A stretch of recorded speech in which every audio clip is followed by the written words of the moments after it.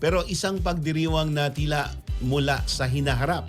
Viral ngayon sa social media ang futuristic na birthday celebration ng magkapatid na sina Chris at Ivan.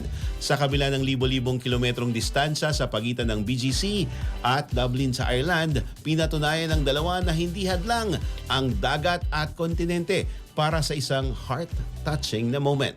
Para sa detalye ng balitang yan, may FYI report si Lian Bustillos.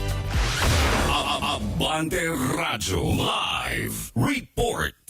Kiko, kinagigiliwan ngayon sa social media ang isang futuristic na double birthday celebration. Dahil sa isang IG post ni Chris, ibinahagi niya ang isang international at heart-touching moment kung saan sabay nilang ipinagdiwang ng kanyang kapatid ang kanilang kaarawan sa pamamagitan ng portal.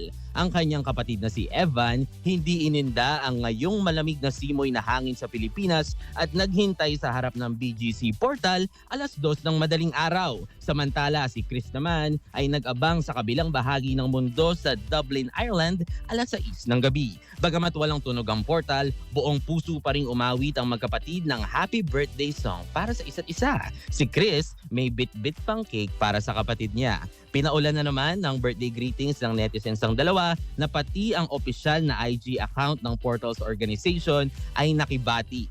24/7 bukas ang portal sa BGC kaya birthday mo man o hindi, inaanyayahan ng Portals Organization ang lahat nasaan ka man sa mundo na maranasan ng isang international live connection. Para sa FYI, Lian Bustillos. Abante!